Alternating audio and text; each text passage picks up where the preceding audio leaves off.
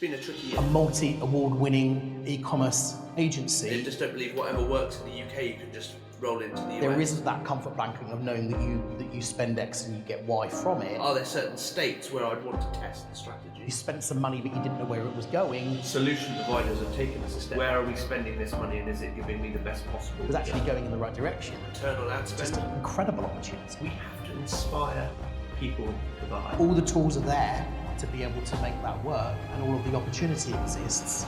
Really, what it just needs is a proactive approach.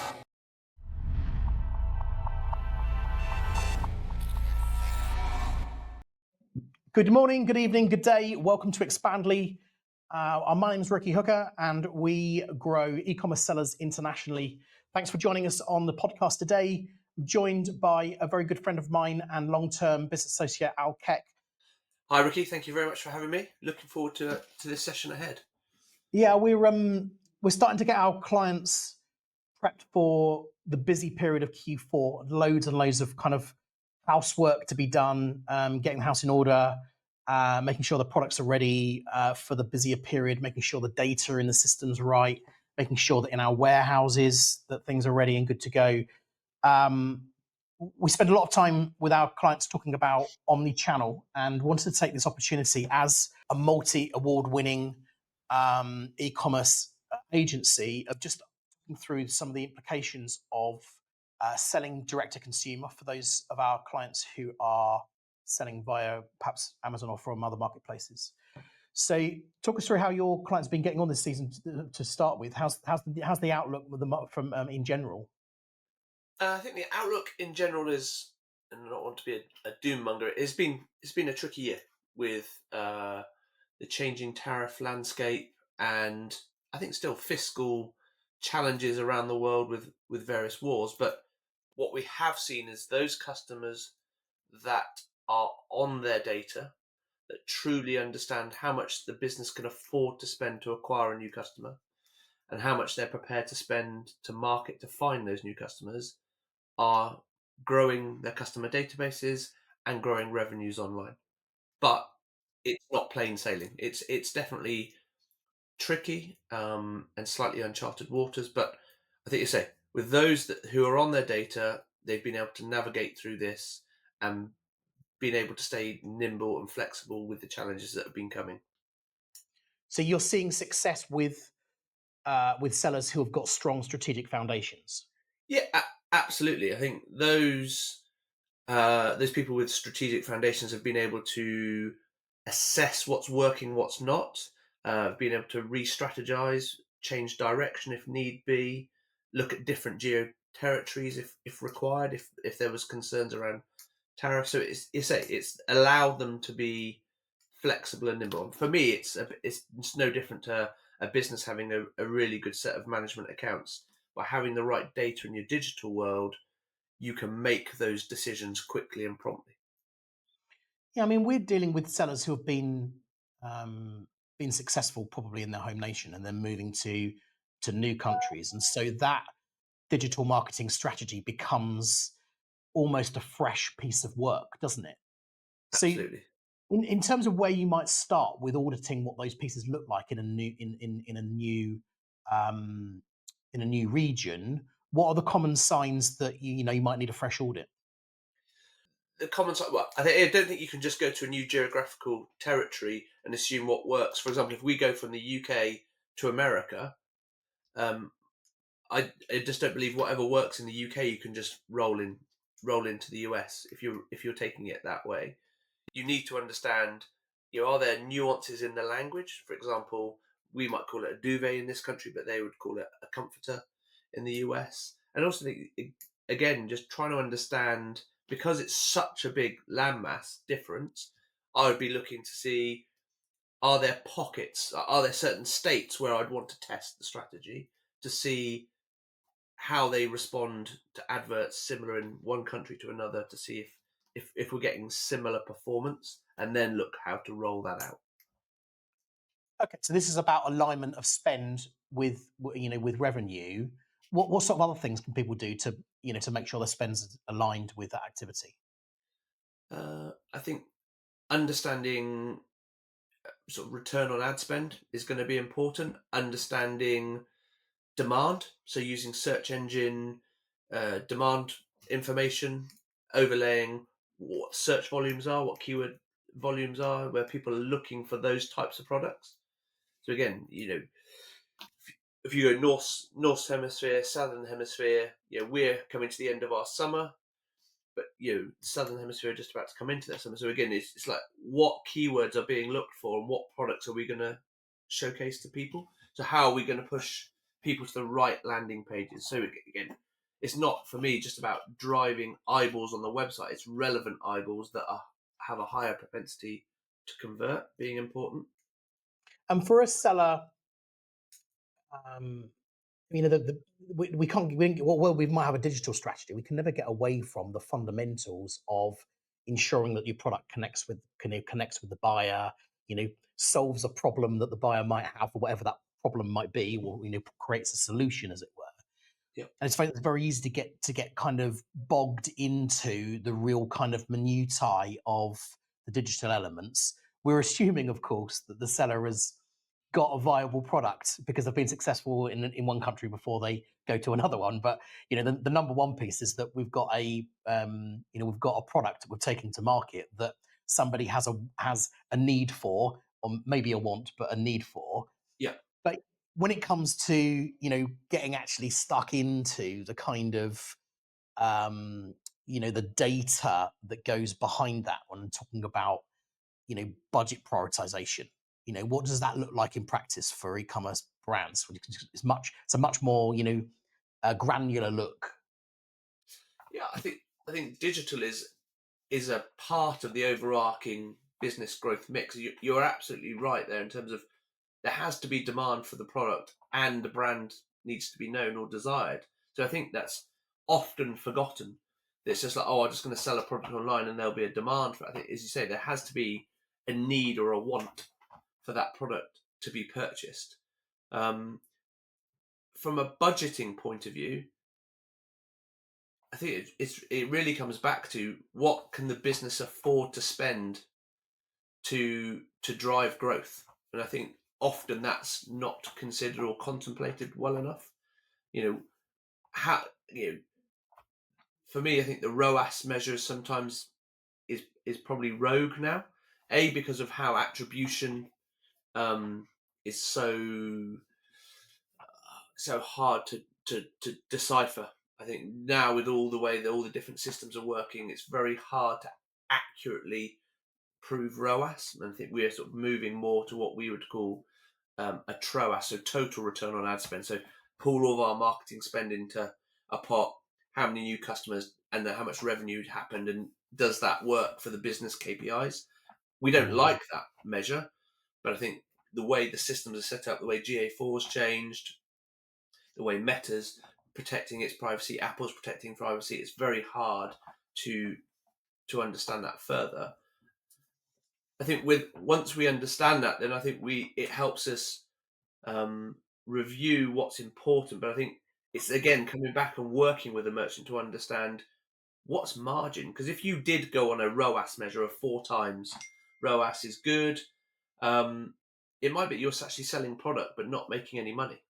You can be selling it at a 4-time return on ad spend, but if your pick, pack, dispatch is expensive, which I'm sure yours isn't, and profit margins on the product aren't good. I mean, we've got an example where the buying team dropped the ball, or margins changed, and suddenly a product that was like 65% margin went to 35%. And so we were just still driving at the 4 times ROAS we've been targeted, but suddenly then this is not even making money for them. We're selling at a loss, whilst the original KPI was positive. So I think we have to be much smarter at understanding product margin as part of this overarching mix and where we're spending budget. So again, understanding, do some products have higher margin where we can afford to spend more? Are these products that we can then utilize to go and attract new customers in these new markets? And do you think that this, I 100% agree with this transition from ROAS to TOAS? I like that analogy, actually, because I think for direct to consumer sellers, there's been this obsession over ROAS. and this kind of comfort blanket or comforter of understanding, well, if I spend $1, £1, €1, this is what I get back in sales.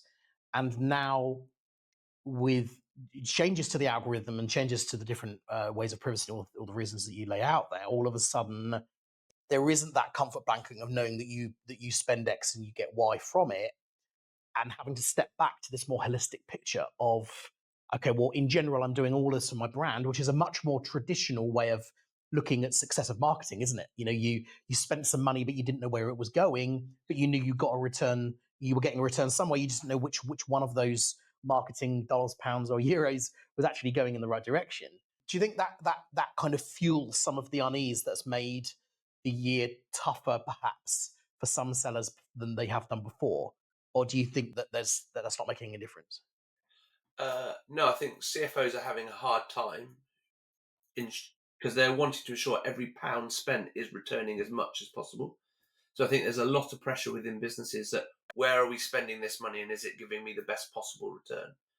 But yeah, I think we've sort of taken a step back, or the solution providers have taken us a step back into a sort of Henry Ford 50% of my marketing works, but I don't know which 50%. I don't think it's as bad as that on digital, but yeah, I think with the change of GA4, a lot of people have found that hard to decipher and read, and ensuring it's being accurate. And this sort of attribution modeling is the main pain point we're seeing for clients at the moment. How are we attributing the revenue gain to which channels? And I think there's multiple ways it can be done. It can either be done, historically it's been last click, which I think is flawed. Or you can be weighting it to first click, or you can just do a blended, which I think is probably most realistic, where, look, Instagram had a hand in showing my brand to a new potential customer, but they didn't necessarily buy from that. But without being on Instagram, where that brand is then seen, or TikTok, or one of the other sort of what we would call upper funnel awareness channels, then that we're not in the psyche of that buying cycle. So once we can get into the psyche of that buying cycle, then we can retarget, remarket to them using PPC or SEO, and that person then comes and buys. If you exclude that initial upper funnel piece in your attribution modeling, then I think you're curtailing your growth opportunity. But I do think it's been very hard for brands to understand that, because they all over-report. And so trying to get a picture of truth is something we've been working really hard with clients and prospects on, so we can better define, going back to your original point of how do we best spend budget to go and open up a new territory, and how is it working?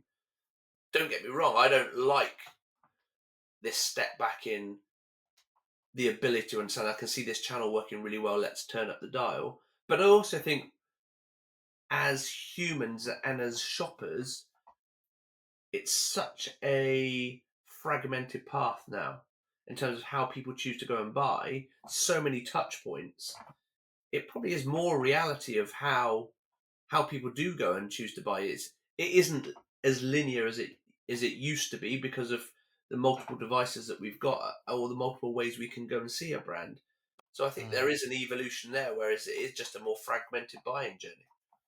And in some ways, it's a digital version of like going to a big shopping mall where you're shopping around comparatively for different goods. You're seeing different brands, lots of bright lights, different adverts, different things, those different touch points. And all of a sudden, I think the digital landscape has become much more akin to that, where up until not recently, but has been evolving. It's been a much more single tracked route, hasn't it? So I think, does that kind of cover your thoughts on ensuring that the seller is aligning the marketing spend with the activity that's revenue driving, and how do they underpin that in the first place? Yeah, I think being really clear on ICP of your best customer, so ideal customer client profile is paramount. So again, we've had people come to us say, "Oh, we want to be on TikTok Shop," and we're like, "Why?" And they're like, "Oh, everyone's on it. We need to be on it." And you're like, but your average customer is 55, 60. There's very few of them on TikTok Shop. So do you want to be shouting on that channel? Is that a good use of that budget, whereas actually your lion's share of your customers, and we know that by analysing your historical purchase data, that these are your typical best customers. These are your one-time buyers, but only by discount. So we don't really want to focus on those. But these are your multi-time buyers, your loyals, your VIPs. This is what they look like, and this is where they hang out. And I think, again, often I call it extracting the gold from the customer purchase history. So they're digging that gold mine. Again, we would look by understanding that ideal client profile helps us open up new territories. We can say to the likes of Meta, look, we want to talk to people that are this type of profile, this level of affluence, interested in this product. How do you get our brand in front of those? And then we can monitor and measure how successful that is. Isn't it interesting how molecular the a seller can be when they have the full spread of data available to them when they're selling off their own site, or from a direct to consumer route, and that can really underpin once you know ICP, of course, or once you feel sure of ICP and you've got data to back that up, rather than kind of taking a stab at, we think these are the types of people that should be buying our product. I mean, most successful sellers are really going to have a good idea of who their sellers are, wherever they're selling, on whatever platform they are, or whoever their buyers are. Sorry, not their sellers, whoever their buyers are. But having the data to underpin that's a very powerful piece, which is something you might not get from selling on an Amazon marketplace, for instance, or certainly not in the kind of molecular detail that you would do from selling directly. Well, let's talk a little bit on that basis. Let's talk a little bit about budgeting and prioritization, campaign prioritizations. Yeah. What does budget prioritization look like in practice for an e-commerce brand that's selling direct? Ultimately, I suppose it's all down to the business strategy and what success looks like. But for most clients, it's about profit. Well, in the current climate, it's about profitable revenue growth. I'd say maybe 5-6 years ago, it was about turnover growth, and profit was less important. But I think in more recent times, profitable, sustainable growth is definitely coming more to the fore. I think how you're then allocating that budget, for me, again, it would be going back to, if I'm investing money to acquire a new customer, I want to go and find customers that are likely to be multi-time buyers. So there is a customer lifetime value. So I'm investing, say, £10 to acquire a customer, and the laws of average show that in the next 3 years that customer could be worth 4, 5, 6x to me. So I want to be focusing on those types of customers versus a customer that comes, is a one-time buyer and buys from us when we're in sale. Now, depending on your margins, that might still be a profitable sale, but it's not going to give you the sustainable and continued growth. It's almost a turnover pleaser that you're driving in some revenue, but has it got longevity in it, and is that the best use of your acquisition budget?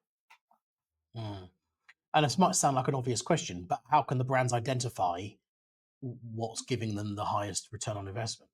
I think, again, it's about excavating this gold mine of purchase history that they're sat on. It never ceases to amaze me how many people don't analyze historical data, and there's so much intel in there.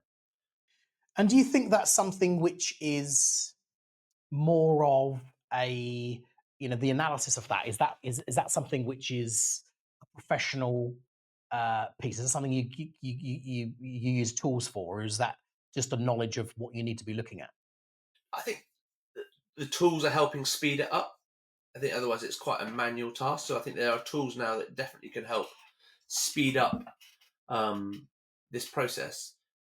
Not only that, but it helps you then segment your email database to talk to your different customer types in appropriate ways, but also use those segmentations to, like, if you've got lapsing customers who have been good customers, but they're not really responding on email, you can take that data and then use it to try and re-engage them via social. So it helps you be smart. I think this is the key thing, is just being smart in how you're spending your budget, rather than just blindly spending budget knowing, look, if I spend some money on Google, I know it's going to give me some return, but is that optimal? It might still be working to the business KPIs that it needs to, but can that be optimized? Is there wasted spend there? Are we using the wrong negative terms, or are we using as many negative terms? We did an audit recently where a client's PPC campaign, they were focusing on different uses of their product by sporting type, but it was just massive overlap where they had their own ad campaigns competing with themselves, so just driving up their own costs. So there was huge efficiencies that could be made by reducing that overlap and reducing sort of, I suppose, them bidding against themselves in this example. So again, it comes back to being strategic on why and who we're going to attract. Okay, and then I guess once that buyer is inside your site, there's lots of other reasons why we could end up with empty cart syndrome along the way and not complete that sale. Yep. What do you think the most overlooked blockers are when it comes to conversion funnels and that the completion of that journey? I'd say walking the shop floor. So people, it never ceases to amaze me. You sort of go and speak to a retailer. So when's the last time you checked out on your own website? People are, oh, ages ago, haven't done. Okay, and those you do is, oh great, did you do it on tablet, desktop, and mobile? Have you tried Android versus Apple? It for me, it's when I was trading and when I was sort of client side, that was a weekly occurrence. We would be doing test orders, making sure, number of sites you now go on, especially with this consent mode that's been put in, you can't actually close the windows down because a cookie banner's there, but then a newsletter 10% pop-ups come over the top of it, and you can't actually do anything on the website. But you just spent £1 to drive a valid customer there. Mm. It just walk the shop floor, and how easy is it to buy the product, add it to your cart, check out. Still amazes me how many people haven't got Apple Pay when they can just see that someone is on a mobile device. All I've got to do is double click, bang, I'm done. No, I've got to try and scroll in and type my details in, my card number. So for me, I think it's going to sound critical here, but just some basic retailing practice of, can I buy easily? Is it easy to buy it? Stock holding is another one. How well are we merchandising websites? So a lot of people, I think conversion rate is we have a system we call 4 ways, which is about traffic, conversion rate, average order value, and repeat purchase.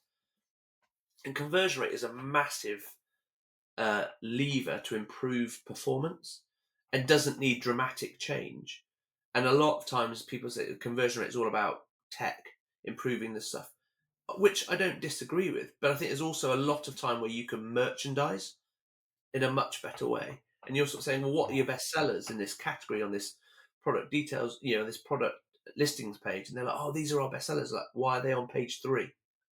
Oh, we've just added new products. It's like, again, if you went to a physical store, and the weather in the UK at the moment has been quite warm, but a lot of, if I pick on the outdoor retailers, a lot of retailers will be now going into sort of autumn winter mode. So all the new stock will be coming in. So it'll be like fleeces and Gore-Texes towards the front of the store because that's the new range. But it's completely irrelevant given the weather. So, in a physical store, you'd be going, right, take that towards the back, keep shorts, sun hats, sunglasses towards the front, right, while this weather's holding. But online, that discipline seems to wane, where I think it's the easiest place to do it well. Yeah, I mean, you wouldn't dream of owning a store in a mall and not walking the floor and checking the stock on a every day. You wouldn't, Yeah. and for e-commerce sellers, you wouldn't dream of talking to somebody at the counter when they wanted to buy in a foreign language, or your labeling being in a foreign language, even just because your headquarters were were somewhere else. And when we see that a lot with Yeah. e-commerce sellers who are native to one country, want to sell internationally, don't run through the process of translating systematically right the way through their site. So they're presenting goods in a foreign language. It's a big turn off for people who are wanting to buy things. Yeah. or they're on currency. Yeah. You know, those things are really powerful, I think. So I think Or that payment types, going to Germany, so different payment types yeah, that they're expecting. yeah, yeah. So I think and these are some of the kind of fundamental building blocks that we see even big, 8, sometimes 9-figure sellers falling into the trap with, on a really regular basis. So I think that those conversion blockers are really powerful before you get to before you get into the small part of the data. Again, otherwise, I think So we're talking about budget and how we're effectively and efficiently spending it. But you yes, say, if I was helping a cordless vacuum business startup, um, and we grew fantastically well. But actually, we were a UK brand selling out the UK, and suddenly we realised 95% of our revenue was US. I sort of remember going into a board meeting once and saying we need to change our working hours because we were 9 to 5 UK time for customer service. You say this is a $500-600, probably a bit more than that, dollar cordless vacuum that from a brand that was you hadn't heard of against household names. But by shifting our hours to being 2 till 10 in UK time, we were aligned with where the majority of our customers were. Just simple things like that. If you're on, you want to ask a question, as you say, but you suddenly chats offline because we're outside the UK office hours. It's crazy. We're not here to serve our customers. let's talk a little bit about for marketplace, specifically Amazon marketplace sellers. Let's talk about the direct to consumer route that they may well be curious about adding in, especially in an environment where that seller's perhaps gone through the hard work of entering new markets internationally on marketplace, and now to go that one step further of direct sales off their own website or however that might come about from a direct route. Now, you've been doing this for a long time. You're 25 years of championing direct to consumer and building some very significant e-commerce brands online. What would you say would be the key advantages? And I know that we've touched on some of them, but let's summarize here what the key advantage of shifting to a marketplace selling to D2C model. The key or the number one driver for me, and again, this often depends on what the product is. I think if it's a repeatable product or there is multiple bites of the cherry, sort of through a customer lifetime value, for me, it's enterprise value. If I can turn around to private equity and show, look, I spend this much money to acquire a customer, but because of the product range and because of how we market to them, and over 3 or 5 years, that customer is going to come back X number of times, and for the £10 we invested to buy them, they're suddenly worth £200, £300, £400 to us. That's a very scalable and valuable business, in my experience, to that type of audience. So I think that's the ultimate one. I say part that hangs off that is customer lifetime value. So I think there's that. If we can get that repeat purchase, acquiring a customer is probably similar cost invested in. By the time you've done marketplace fees, and now more and more you have to pay to advertise within the marketplace to be prominent. Likewise with Meta and Google and Microsoft. I think getting that person to come back again and again in a D2C world is a fraction of the cost versus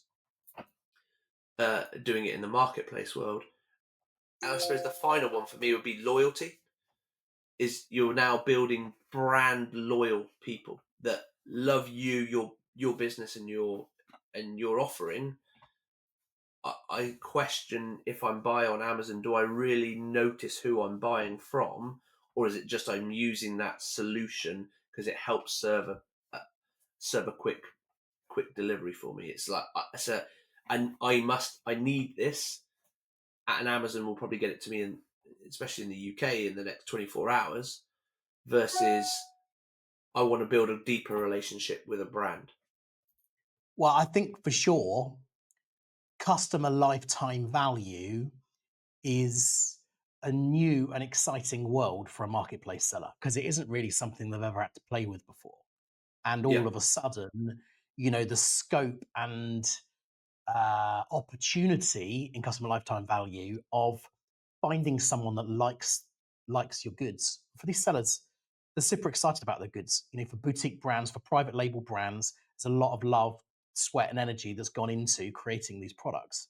Finding someone who loves that and being able to to offer them more associated products is just single-handedly the most incredible opportunity for for a seller to want to trade D2C, especially if there's a backstory that can be displayed through a nicely content created direct to consumer website, which you might otherwise lose behind the scenes on Amazon, because like you say, most sellers are just seeing the Amazon listing.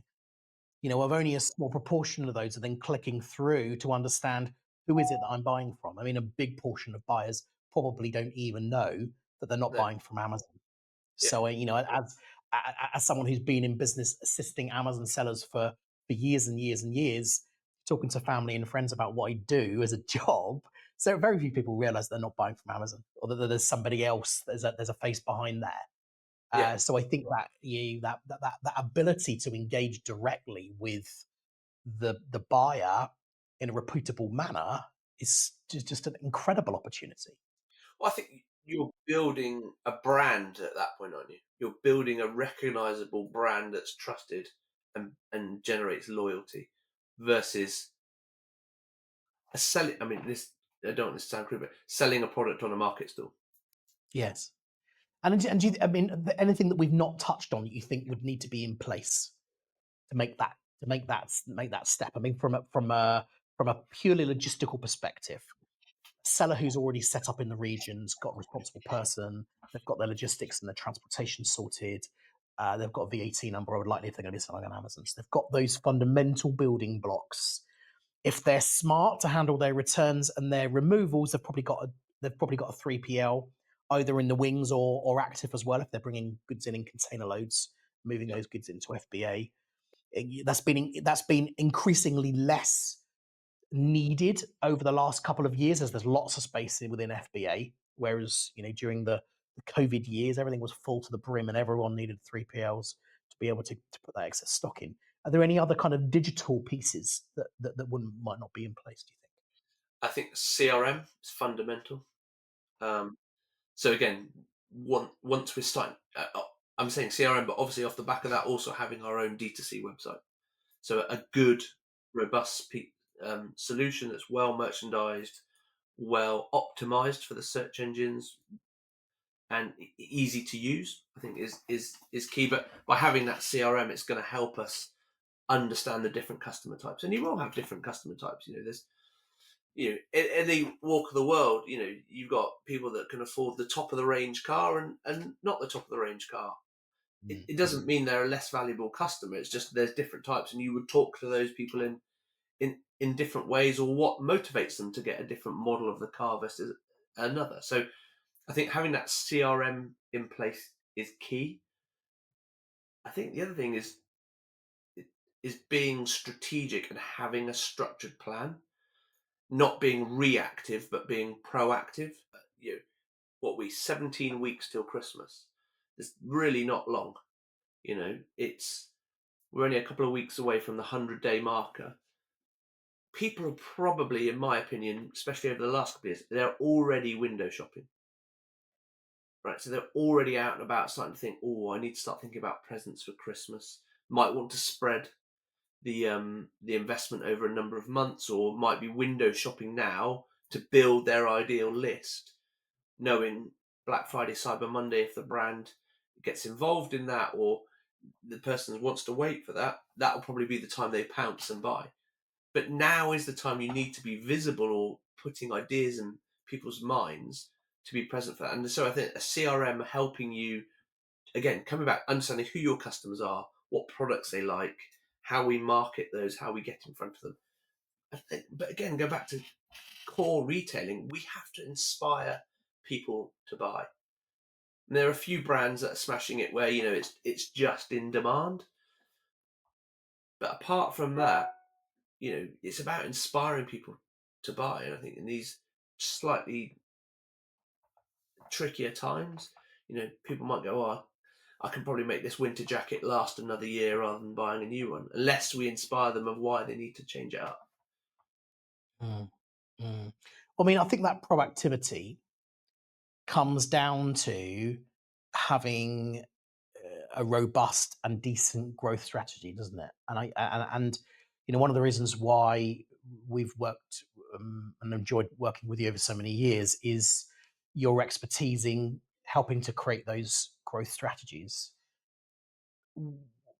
What typically do those when you're building those out for some of the clients that have been successful in their growth? What do those growth strategies typically include in terms of your input? So I think fundamentally, it's what does the business want to achieve? I mean, that's it's how do we partner with the client to help them achieve their success? So it's them understanding what they want to achieve. Obviously, it has to be realistic. But off the back of that, and this might sound a little surprising, is do they have the stock to deliver that? Do they have the infrastructure to deliver that? We've had clients where they want to grow significantly, but didn't necessarily buy enough stock to achieve that performance, and or didn't necessarily have enough people in-house to pick, pack, and dispatch. So I think it's from those fundamentals of, if we hit this demand, can we keep customer service positive? So you don't get no point wanting to achieve all this great growth and then nailing Trustpilot scores or equivalents because we gave poor service post purchase.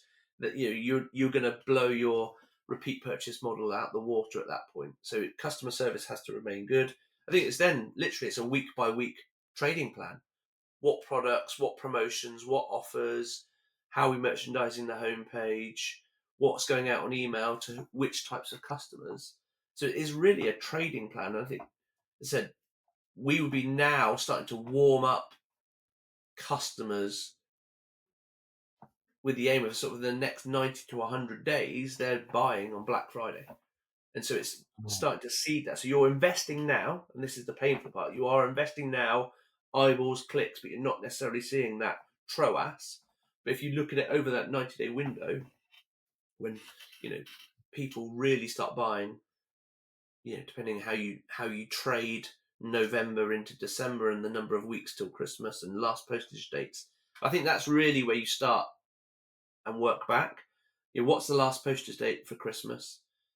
Work back from that. Are we going to do a Christmas Day sale? What does that look like? And so you just have to map that out and understand what channels you're using, where your typical period of time to purchase. Say go back to the vacuum example. We know that the average time for someone to buy that was taking 45 to 50 days. So if we want someone to buy in November, we need to be talking. We need to be on their radar now, then doing their research, their social checking, their social proof that we're a good product. Now we spend as an organisation that assists with the logistics elements as well as the digital strategy pieces. It really highlights how important and busy Q3 is in e-commerce. We're, on one hand, we're talking through the logistics implications of, making sure that stock's right. I mean, the goods that are going to arrive at the beginning of Q4, they really need to be shipping from Asia, over the next couple of weeks. So those orders need to be in, they need to have already been made. If it's not already been made, we're already behind the curve. And above that, down to data files within your 3PL to make sure that your couriers are mapped right. If there's any offers as an incentive that there's enough of those to fill that in, and that you're giving your 3PL, if you're using one of those, you're giving your 3PL a fair amount of information bandwidth to know what they're supposed to be doing as well, because otherwise they're reacting reactively to your proactivity. Whereas if you can align those things together and make sure they know that that's the intention, then they can work proactively as well. And it really, at that period of the year where we're all taking holidays and vacation time, it actually is one of the busiest times of the year for actually making sure that Q4 is going to come good, isn't it? I mean, my personal opinion is really May and June we should be doing this stuff. Yeah. Especially if you want not wanting to drive traffic through paid all the time, so you want some organic performance. You've got to be doing that in May. Yeah. But by being that organized, as you say, it's like things always change. Retail is detail, and we have to be flexible and nimble. But if we've got a rough draft plan, 3PLs or even your own warehouse, however which way you're set up, it means they can start moving pack bays around. So if we know we're promoting this product for the next 1 or 2 weeks, well, let's have it nearer the picking bench if we think it's going to be popular. Just helps everyone be a bit more efficient and effective, as Yeah. well as Yeah. giving the consumer a great experience. Yeah, and I think within 3PLs, and no doubt there'll be different. And we have this critical measurement of on time in full that we have within our warehouse network. No one cares, neither the seller nor the client. Yeah, no one cares what journey the product has to go through. All they care about is, did it reach the person I sold it to in time? Was it in full? Was it correct? So this OTIF number becomes utterly crucial right the way through the journey. And little pieces like that, reorganizing things within Q3 to mean that you can keep your pick rates up, to mean that orders don't drop off at the end of the day when the final mile courier is collecting, and the orders haven't been picked because there's too many steps involved. Those things are critical for OTIF at that point. So, I think seeing that bigger picture of the entire network, of the journey of on time in full, not just the selling piece, but the points on from that, within those journey, because that absolutely feeds through to your reviews and increase, and of course your customer lifetime value if they've had a good experience of receiving goods and the being on time and as described. I think that's a really cool thing to hear I as think well. that's the really tricky piece, isn't it? Like, you can do great marketing, you can acquire a customer at the right figure, you can have a good site that converts and makes it easy for them to buy. The pick pack dispatch process is quick, slick. I think it's always about that communication and managing expectation. But you can be reliant on a courier driver that's had a rogue day, and there are so many tripwires in it. Anything we can do to help smooth that journey or smooth that process can only result in more positive outcomes. And so why would you if it's you've got to be organized anyway, because you need to know what creative and what graphics you're creating for emails, for social, you know, to let your to engage and include your full end-to-end process. I don't see the negative behind it. If we're talking like fine margins here, to just start making a big difference. You put all that effort in to then go, oh, I'm not telling the warehouse, and then you say they're missing pick slots by the time the courier comes to pick up. It just seems crazy to me. Well, you've been kind enough to be able to offer a digital growth audit um, to sellers who are perhaps selling on a marketplace that would be curious about what that bit might look like to be getting set up for D2C. What kind of successes have you found in some of these audits in the past? And what kind of improvements do they come out with? I think I think it's gaining the clarity of what those people want to do, showing the audience sizing of the territory they're considering against the product or keywords they're looking to go after.